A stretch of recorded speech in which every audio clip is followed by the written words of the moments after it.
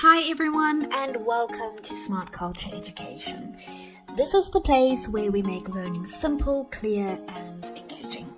If you're new here, don't forget to subscribe so you can join us on this journey of mastering maths, science and more. Sushila has a bag that contains 10 red balls and 8 blue balls. She takes one ball at random from the bag. Find the probability that she takes a red ball.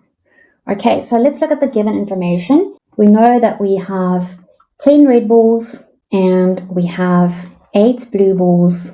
If we add this together, we get 18. So we know that we have 18 balls in total, right? Now, we have to find the probability that she takes a red ball. This is how you can go about answering this question. So the probability of taking a red ball is equal to the amount of red balls over the total amount of balls. Okay, so how many red balls do we have? We have 10 red balls. How many balls do we have in total? We have 18 balls in total. Now, it's always a good idea to simplify your answer to its simplest form. 10 divided by 2 equals 5. Whatever I do at the top, I have to do at the bottom as well. 18 divided by 2 equals 9. So the final answer will be 5 over 9. Let's have a look at question 9. A bag contains green counters and black counters only. A counter is taken from the bag at random. The probability of taking a green counter is 0.64. Work out the probability of taking a black counter. Now, how can we go about answering this question? So one thing that I'm going to write down is the probability of taking a green counter. We are given this information, so I'm just going to write it down. So the probability of taking a green counter is equal to 0.64. This information is given to us. Now, one important piece of information here is a bag contains green counters and black counters only. So the probability of taking a green counter plus the probability of taking a black counter must be equal to 1. So if I want to calculate the probability of taking a black counter, I can just subtract the probability of getting a green counter from 1. Since if I add these two probabilities together, I must get an answer of 1. So the probability of taking a black counter will then be 1 minus the probability of taking a green counter. And we know that the probability of taking a green counter is equal to 0.64. So what is 1 minus 0.64?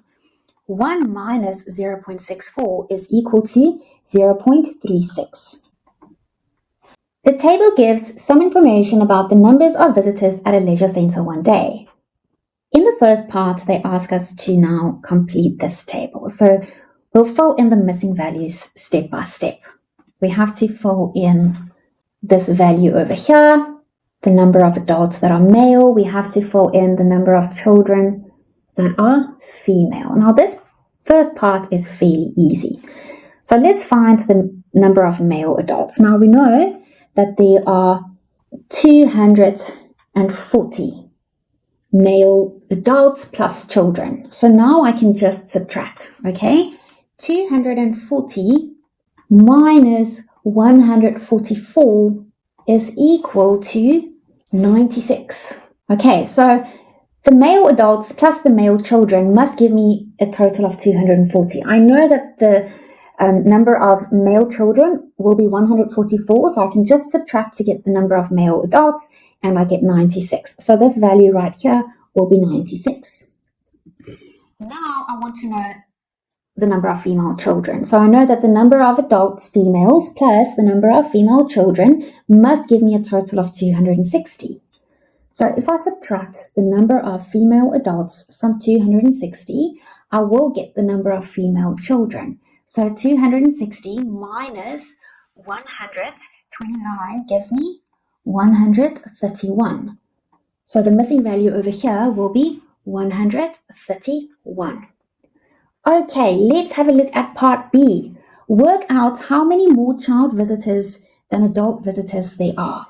So how many more child visitors than adult visitors? So we have 225 adult visitors in total, and we have 275 child visitors in total. So now we can just subtract 275 minus 225 gives me 50. So that means there are 50 more children compared to adults. Okay, let's have a look at question C. Write down the fraction of visitors that are adults. Give your answer in its lowest term. So we have to simplify.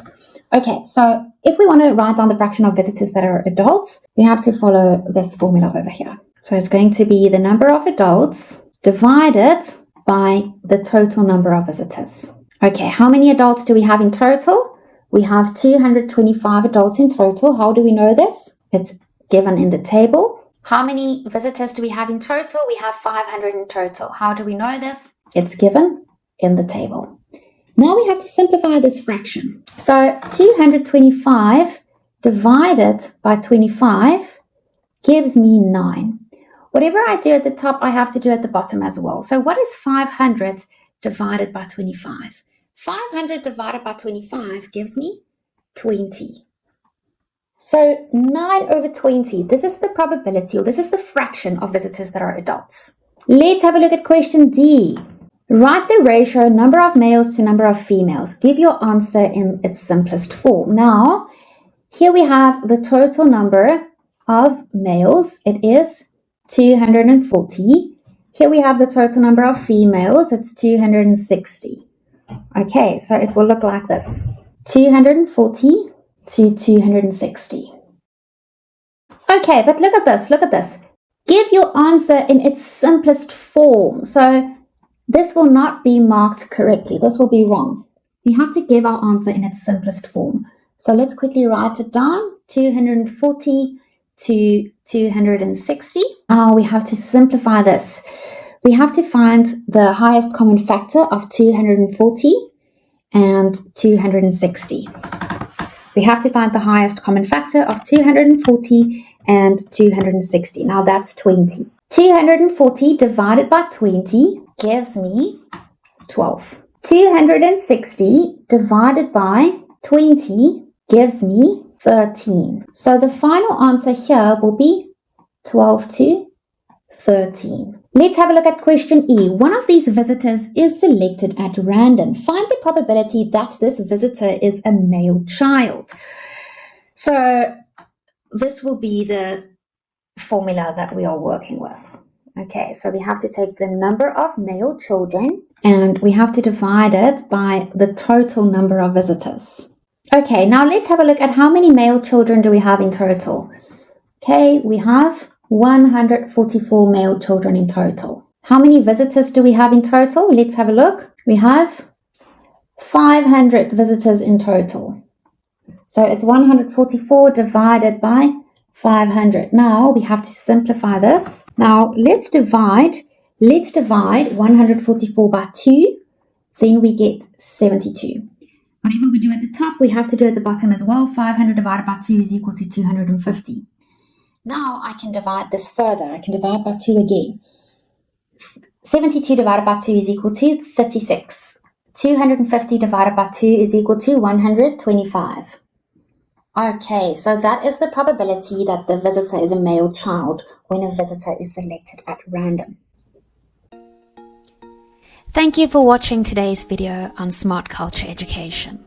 If you found it helpful, don't forget to hit the like button and subscribe to the channel. And if you want to stay updated, tap the notification bell so you never miss our next lesson. See you in the next video.